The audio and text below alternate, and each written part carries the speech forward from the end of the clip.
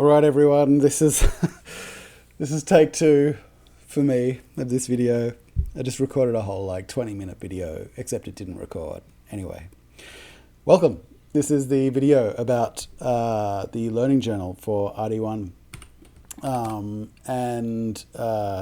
Jack and I wanted to put this video out for you a bit earlier, but we didn't get a chance to record it during week 0. But it's kind of nice that it at least comes after the session on the assessment item during the week. I'm hoping to keep this video pretty short, so it can just kind of whip through, give you some tips and a little example to think about, and then you can go on your way and start doing the work yourself. The idea, though, here for us setting this assessment item is basically twofold. We have two main purposes as far as we're concerned. The first is to get you to start thinking about your development as a researcher in your field of research. That is, we want you to engage in your field of research consciously, with your eyes wide open, and as somebody who's going deliberately into that field of research, knowing what it's like, and wanting to develop their skills and their depth of knowledge. The second is that we want you to practice writing for reader expectations a lot. And this is a useful forum for that to take place. So, on the one hand, we want you to develop as a researcher and as a person, and on the other, we want to help you practice your writing skills. So that's why we do this learning journal, although those are the kind of high order reasons we do this learning journal. So some key notes before I get going, kind of giving you an example and walking you through particularly the assessment criteria, some key notes. Firstly, don't worry too much about getting it right. What Jack and I are mostly interested in is that you do this. That is, that you give it a go. You practice your writing and you do some intellectual work thinking about your development as a researcher in your field of research and as a person in your field of research. That's the most important thing for us, and I hope it's the most important thing for you too, is to understand yourself and to understand your field of research as you go forward. The second tip is to use this task to practice your writing, and particularly to practice the kinds of structural tricks, tips that we learned thanks to Judy Swan. I'm thinking of those 5 tips for reader expectations in particular. Main clause versus subordinate clause, end position or stress point, adding words to emphasize a point, repeating or using repetition to emphasize a point, and then finally word choice or semantics, using particular words of, I guess, power, we might say, to help you make your point. Practice that. This is a safe space to practice this. And then finally, feel free to think big here. Feel free to think about and be critical about your field of research and your role in it. Being critical doesn't always mean criticizing. Being critical means taking ideas and taking words seriously and following through on the logical outcomes of those thoughts or those words. So feel free to kind of really dive into the role of being an intellectual here. I was just having a chat the other week with a group from the astrophysics area here at Western, and one of the things that they would like to see more of is the development of their researchers as intellectuals. So use this task as a way to kind of practice that, to really practice thinking critically and rigorously.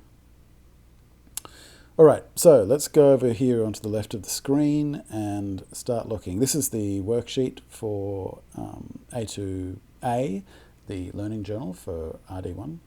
And I'm going to just scroll. Why can't I scroll? Here we are. Okay, I'm going to scroll down. You can read through the worksheet yourself. I want to concentrate on, just very briefly, this.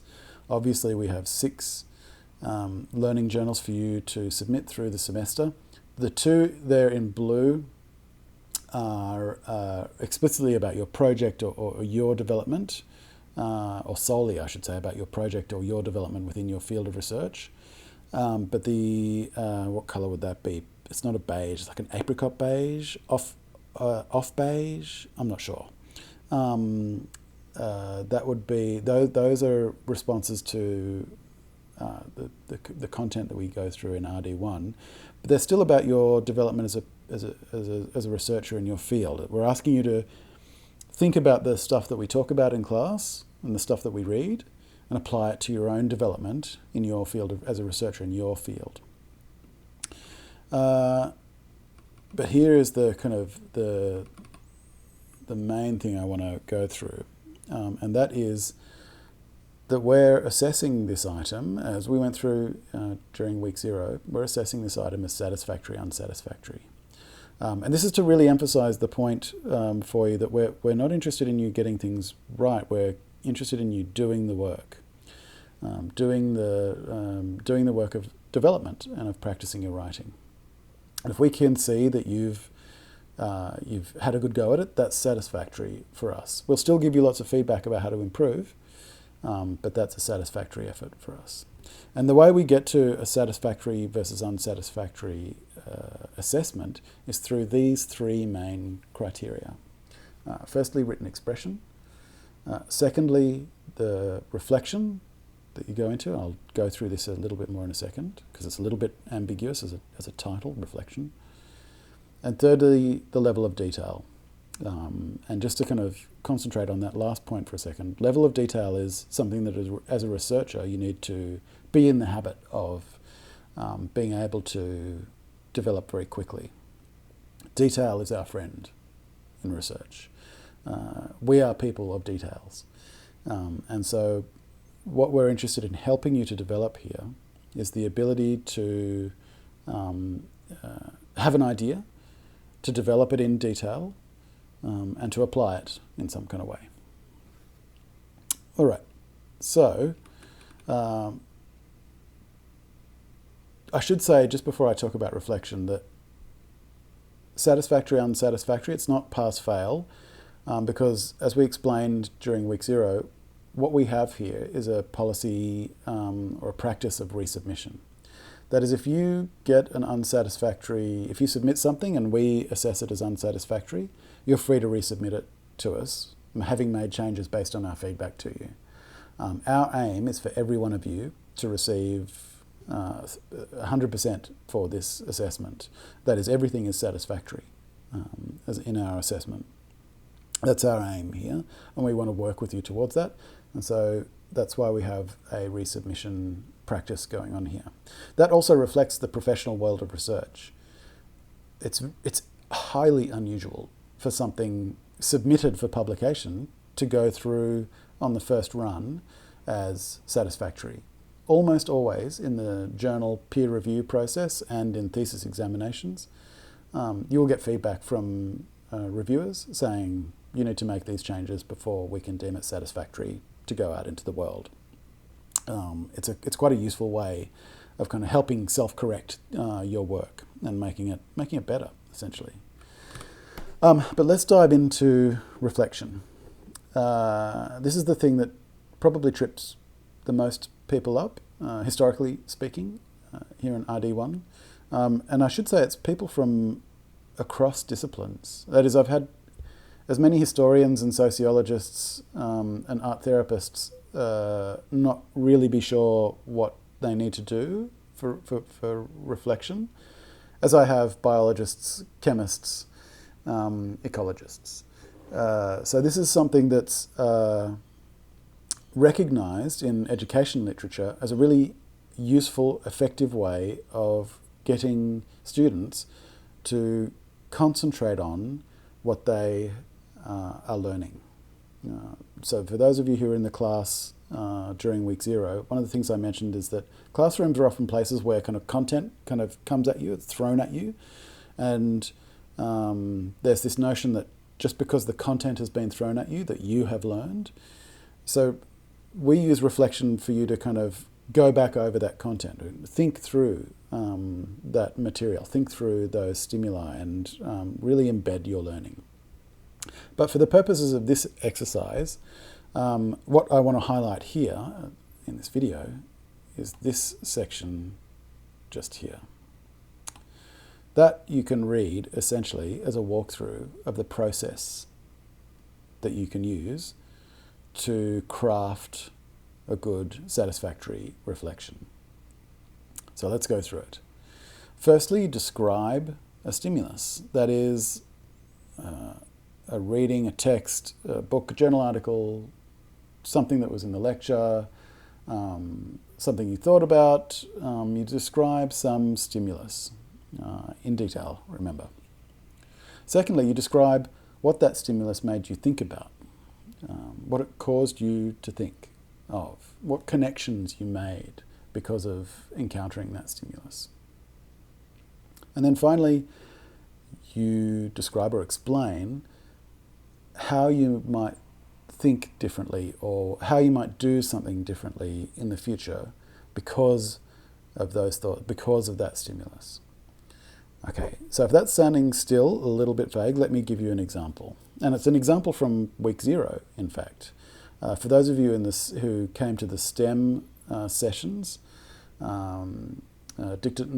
Nick Tothill presented on, was it Wednesday, to the STEM group. And just before he gave his presentation, he said something really interesting to me that I thought was really interesting. And that was that maths students, pure mathematics students, don't produce theses, they just do proofs. So they don't produce 25,000 word theses, they just write proofs. And I thought that that was a really unusual claim to make. So I asked for a little bit of explanation. The idea was that the vast majority of their work was not prose, but was instead proofs. So this made me think, well, what do mathematicians produce that qualifies them for the degree of master or doctor? Right. So what do they actually, what documents do they produce? Is it really just proofs? Is it really just kind of equations on a page, formatted neatly and presented to a reader? Maybe it is. The second question, though, is a kind of higher question, and it made me think about, well, what are we doing in a degree like the Master of Research? Why are we here? Are we only here to help students towards the submission of a thesis? Or are we trying to do something else? That is, are we trying to prepare them for the world beyond the moment of that thesis submission? And that's a big question. What that made me, those two thoughts that came about because of what Nick said, made me think, well, okay, I've got to go and look for some pure mathematics theses then to see what they look like. I've got to go and look at some maths journal articles to see what they look like. But also, I have to have a talk with and go and kind of collaborate with my colleagues in mathematics to find out what they need to help them work with their students towards the submission of, or towards the completion of a master's or a PhD degree. And so, of course, one of the first things I did after I got back to my office, after Nick said that to me, I was really intrigued by it. One of the first things I did was had a look through the library records of the mathematics theses that had been submitted, downloaded a bunch from Western Sydney, a bunch from the University of St Andrews, Edinburgh University, University of Sydney, and I've saved those to have a look. But the first take-home note for me was that nope, they are prose theses. They still have to write 25,000 words or whatever. There's a lot of proofs in there, a lot of kind of equations in there, but it's not just proofs. But the other thing that I need to do, obviously, is start to think about how I can help my colleagues in mathematics think about the purpose of a degree like the Master of Research. So what I did just there was basically a reflection. Like, it's pretty simple. Like, something happened, somebody said something to me. It made me have some thoughts, which I described. What do they actually do in mathematics, and what's the purpose of the degree? And then I described like what I'll do in the future because of those thoughts, because of that stimulus. It's really very simple, and it's a real foundation stone of research. What's going on? What do I think about it? What will it cause me to do or think differently in the future? And I guess what I want to do is kind of draw it to a close there. That's what we want you to do. We want you to describe a stimulus. We want you to describe how it made you think, and then explain to us what it might make you think or do differently in the future. And we have the prompts for you to work with here. We're not just kind of getting you to kind of think about anything. Rather, we're kind of setting you some prompts to kind of provoke your thinking. And this is the prompt for week 0. As a developing researcher in your field, what themes or topics stood out to you in week 0 that made you think differently about research as a professional enterprise? Well, like my example from, thanks to Nick Tothill, is a really good one in that respect. As a professional enterprise, what are we doing here? If it's true that mathematicians don't produce prose theses, what are we doing here in something like the Master of Research? It's a really interesting question for us. And so on it goes through the semester. These are prompts to kind of get you to think about your development as a researcher in your field, and of course use the medium of writing to practice writing, and the structure and the use of tools for emphasis in your writing too. So I thought I might finish with 3 kind of easy tips, I suppose. The first is to be specific. In the world of research, we are lovers of specificity and detail. So use this task as a chance to practice being specific in your, not just your descriptions of things, but in your claims and arguments. And I guess to kind of develop this a little bit more, one of our observations through the last 5 years of running the MRes is that getting used to the level of detail that is required in research takes a lot of people a little bit of time. So this is a kind of neat place to begin practicing that. Like, you really do kind of need to go down into the deep details where you can. The second tip is to draft. That is, if I were to write a learning journal entry based on what I described to you before, I would basically bullet out those 3 kind of main points. What happened? What did I think about? What am I going to do in the future? And then I would use those 3 bullets to flesh out the narrative about that story of what happened and what I thought, with some detail, some good detail. And then I would go through an editing process using those tips from Swan about clauses, about endpoint emphasis, about repetition and so on, to try and construct 1 or 2 paragraphs that totaled, in total, 300 to 400 words, so kind of 200 words per paragraph, kind of something like that. I would use those tips to help me craft a paragraph, but I'd probably go through 2 or 3 iterations before I got to the final one that I submitted to myself. So use drafting to think about reader expectations. Reader expectations in the sense of the structure of writing and language. And finally, and really importantly, have fun with this. This is a forum for you in which you can think about your development as a researcher in your field. You can celebrate how awesome it is to be privileged enough to be in this position, to be able to go through a research training degree like this.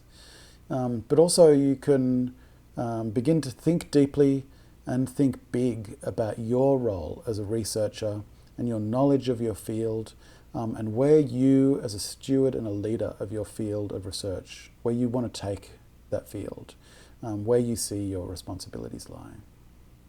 So with that, have a good weekend, have a good week. I'm recording this on Saturday, 29th of February. Kind of like I said during week 0, I just finished mowing the lawn. That was before I did the dud take of this before. Just finished mowing the lawn. I'm about to go and bake some bread. And then I'm going to take it easy for the weekend. I hope you guys can take it easy too. We'll see you in class. Bye, guys.